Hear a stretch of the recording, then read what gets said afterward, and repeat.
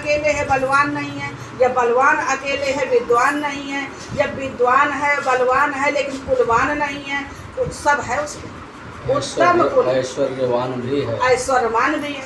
यानी कि बहुतों के बल है तो धन नहीं है, धन है तो बल नहीं है, और बल है धन है तो बुद्धि नहीं है, विवेक नहीं है, विद्या नहीं है, यह सब कुछ है तो कुल नहीं है। तो उसमें सब कुछ है, ऐश्वर्य भी है, बल भी है, विद्या भी है, और उत्तम कुल का भी है।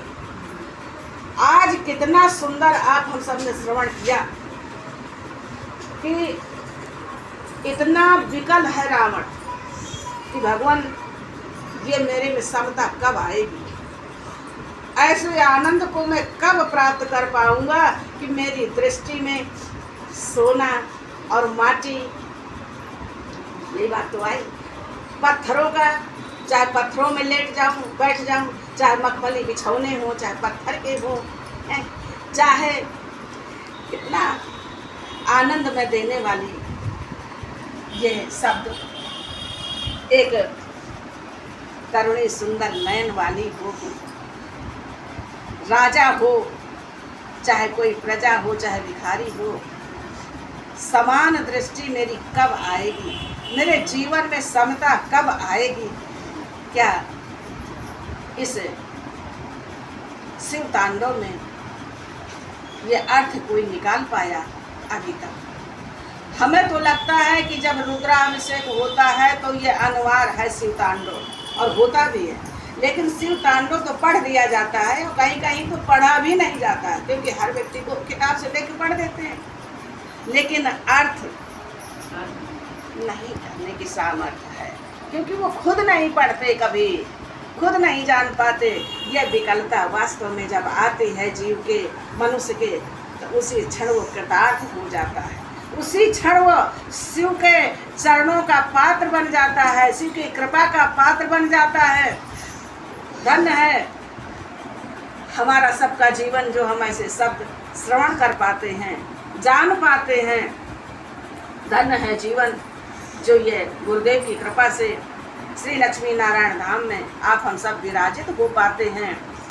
हमारे संत आ करके यहाँ अमृत वर्षा करते हैं, उन शब्दों को भी हम श्रवण कर पाते हैं। हमारे ही बीच में रह करके हम समय नहीं दे पाते हैं कि ऐसे जीवन को कृतार्थ करने वाले अनमोल शब्दों को हम जा करके श्रवण कर लें, लेकिन परमात्मा की यह कृपा ये यहाँ आ करके खुद हमारे को पान करा देती हैं और हम जान पाते हैं उस सब। देखिए आनंद जो अभी सत्संग में प्राप्त हो रहा है, यही आनंद जहाँ भी सत्संग मिलता है संतों का, महापुरुषों का, यही आनंद वहाँ पर मिलता हम सबको। अभी जब सत्संग सुना हमने वृंदावन में, तो उसमें सुनाया कि जो मानस गंगा है, मानस गंगा में हमारी प्यारी और प्रीतम दोनों थे वहाँ उपस्थित। तो हमारे जो प्यारी जो की परछाई थी वो प्रीतम के परछाया से मिल गई, मतलब छाया से मिली, तो वह एकाकार हो गया। ऐसे लगा कि जैसे इनसे ये मिल रहे। तो प्यारी रूठ गई, मान कर बैठी। वृंदावन की भाषा है रूठने को मान बोलते हैं। जैसे यहाँ बोलते हैं कि गुस्सा हो गई, नाराज हो गई, रूठ गई, तो वहाँ बोले कि मान कर बैठी, मान कर गई। तो प्यारी जी को मान हो गया। अब भगवान इतने परेशान है, प्रीतम कहते हैं भगवान कृष्ण को, प्यारी कहते हैं वहाँ पर राधा जी को, प्यारी जू प्रीतम जू।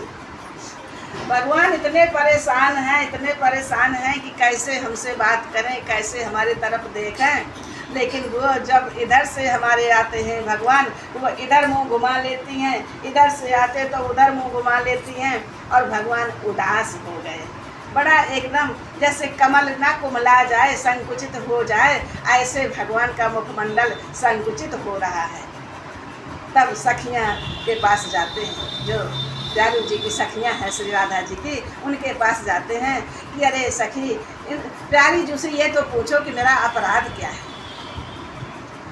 किस अपराध से मेरे से मुख मोड़ रही हैं।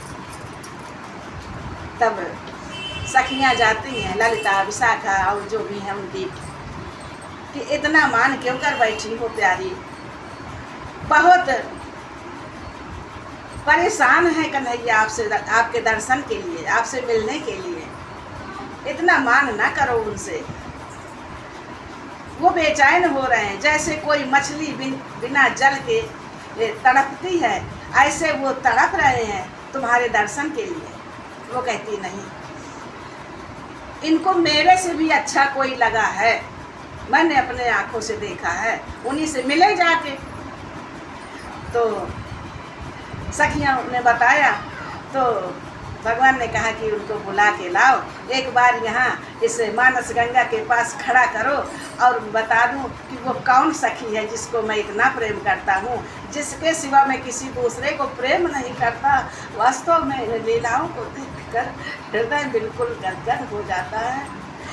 सखियाँ समझा बुझा करके हमारी प्यारी जी को मान सरोवर के पास खड़ा करती हैं, और जब खड़ा किया तो भगवान हमारे माधव इतना सुंदर माला लेकर के आए, और जब वो उनको पहना दिया राधा जी को, और जब राधा जी को पहनाया तो अब परछाई में देख रही हैं राधा जी की किसी को पहना रहे हैं, और पहना दिया जब राधा जी को तो देखा कि अरे ये तो माला हमारे गले में आ गई।